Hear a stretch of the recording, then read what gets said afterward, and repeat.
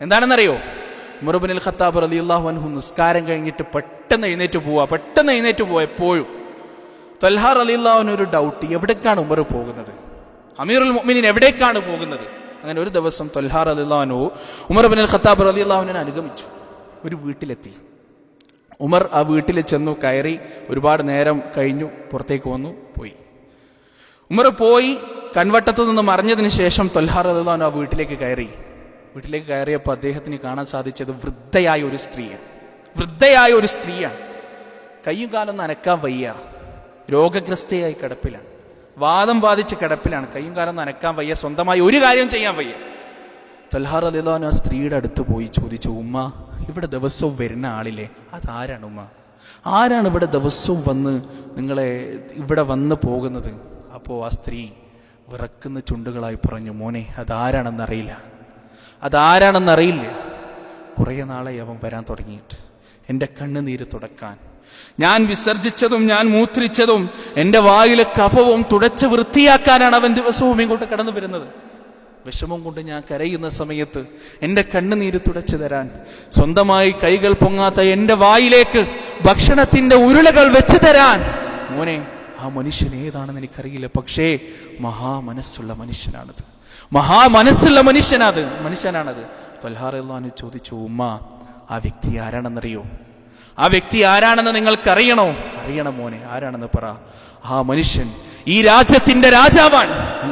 റോമാ സാമ്രാജ്യത്തിന്റെ, പേർഷ്യ സാമ്രാജ്യത്തിന്റെ അധികാരത്തിന്റെ സിംഹാസനങ്ങളും ചെങ്കോലുകളും ഏതൊരു ഉമറിന്റെ മുന്നിലാണോ പത്തി മടക്കി കീഴടങ്ങിയത്, ആ ഉമർ, ഈ രാജ്യത്തെ നിയന്ത്രിക്കുന്ന അമീറുൽ മുഅ്മിനീൻ, ഖലീഫ, ഡിക്റ്റേറ്റർ, ആ ഉമറാണുമ്മ ദിവസവും നിങ്ങളുടെ വീട്ടിലേക്ക് കടന്നു വന്നുകൊണ്ട് നിങ്ങളുടെ പാദസേവ ചെയ്യുന്നത്.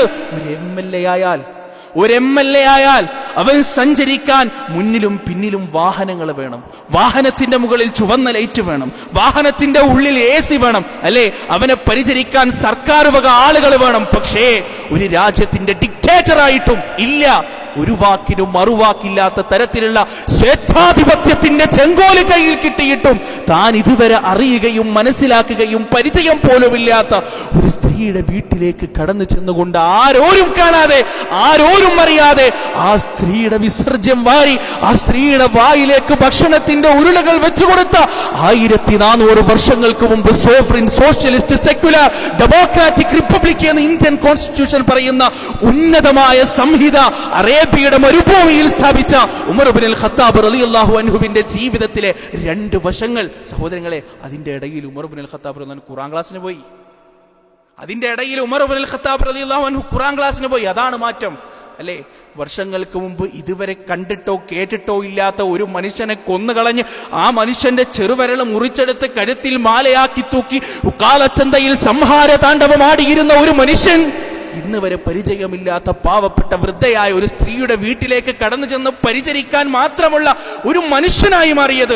യൂഫ്രട്ടീസിന്റെ നദീതീരത്ത് ഏതെങ്കിലും ഒരു ഒട്ടകം വെള്ളം കിട്ടാതെ ചത്താൽ അള്ളാഹുവിന്റെ കോടതിയിൽ പഞ്ചപുച്ഛമടക്കി നിൽക്കേണ്ടി വരുന്ന ഒരു ദിവസത്തിൽ ഞാൻ സമാധാനം പറയണം എന്ന് വിചാരിച്ച് കരഞ്ഞിരുന്ന ആ ഉമർ ഇബ്നുൽ ഖത്താബ് റളിയല്ലാഹു അൻഹു അദ്ദേഹത്തെ മനുഷ്യനാക്കി മാറ്റിയ ഖുർആനിന്റെ അതുല്യമായ, അനുപമമായ, മാസ്മരികമായ, അമാനുഷികമായ ശക്തി ഇന്നും എന്റെയും നിങ്ങളുടെയും വീടിന്റെ തട്ടിൻപുറങ്ങളിൽ സായുജ്യമടയുന്നു.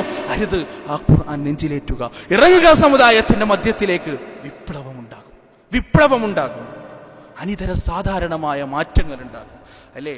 ഇതുവരെ കയർത്ത് മാത്രം സംസാരിച്ചിരുന്ന നമ്മുടെ മക്കൾ വയസ്സാങ്കാലത്ത് ഒന്നിനും കഴിയാതെ നിൽക്കുന്ന സമയത്ത് തലയുടെ ഭാഗത്ത് വന്ന് നിന്നുകൊണ്ട് പാപ്പാ ഞാനുണ്ട് വാപ്പ, ഉമ്മ ഞാനുണ്ട് എന്ന് പറയുന്ന പൊന്നോമനകളെ കിട്ടാൻ നിങ്ങൾക്ക് ആഗ്രഹമുണ്ടോ? ഷേക്സ്പിയറിനെ പഠിപ്പിച്ചു കൊടുത്തിട്ട് കാര്യമില്ല, ടോൾസ്റ്റോയെ പഠിപ്പിച്ചു കൊടുത്തിട്ട് കാര്യമില്ല, ട്രോട്സ്കിയെ പഠിപ്പിച്ചു കൊടുത്തിട്ട് കാര്യമില്ല. വെച്ചു കൊടുക്കുക കൈവെള്ളയിലേക്ക്. ഖുർആൻ മാറും ഏത് മനുഷ്യനും. അല്ലാഹു സുബ്ഹാനഹു വ തആല ആ ഖുർആനിലൂടെ സ്വഭാവത്തെ സംസ്കരിച്ചുകൊണ്ട്, സ്വഭാവത്തെ വിമലീകരിച്ചുകൊണ്ട് ഈ ലോകത്തിന്റെ മുന്നിൽ മാതൃകാ പുരുഷന്മാരായി ജീവിക്കുവാനുള്ള ഒരു ഭാഗ്യം എനിക്കും നിങ്ങൾക്കും നൽകുമാറാകട്ടെ. അല്ലാഹുവേ, നിന്റെ ഖുർആൻ സ്വീകരിച്ചുകൊണ്ട്, നിന്റെ പ്രവാചകന്റെ ചര്യ സ്വീകരിച്ചുകൊണ്ട് ഈ ലോകത്ത് നിന്ന് ലാ ഇലാഹ ഇല്ലല്ലാഹ് മുഹമ്മദുർ റസൂലുള്ളാഹ് എന്ന കലിമയുടെ സത്യസന്ധരായ വക്താക്കളായി മടങ്ങിപ്പോകാൻ നീ തൗഫീഖ് നൽകണേ അല്ലാഹ്. ഒരു നിമിഷം പോലും, ഒരു സെക്കൻഡ് പോലും ലാ ഇലാഹ ഇല്ലല്ലാഹ് എന്ന തൗഹീദിൽ നിന്ന് വ്യതിചലിച്ചുകൊണ്ട് ജീവിക്കുവാനുള്ള നിർഭാഗ്യം ഞങ്ങൾക്ക് ഉണ്ടാക്കല്ലേ അല്ലാഹ്. അല്ലാഹുമ്മ ഗ്ഫിർ ലിൽ മുഅ്മിനീന വൽ മുഅ്മിനാത്ത് വൽ മുസ്ലിമീന വൽ മുസ്ലിമാത്ത് അൽ അഹ്യാഇ മിൻഹും വൽ അംവാത്ത് ഇന്നക മുജീബു ദഅവാതി യാ ഖാദിയൽ ഹജാത്ത്. ربنا ظلمنا أنفسنا وإن لم تغفر لنا وترحمنا لنكونن من الخاسرين. ربنا آتنا في الدنيا حسنة وفي الآخرة حسنة وقنا عذاب النار. ربنا تقبل منا إنك أنت السميع العليم وتب علينا إنك أنت التواب الرحيم. وصلى الله عليه وعلى آله وصحبه وسلم وآخر دعوانا أن الحمد لله رب العالمين.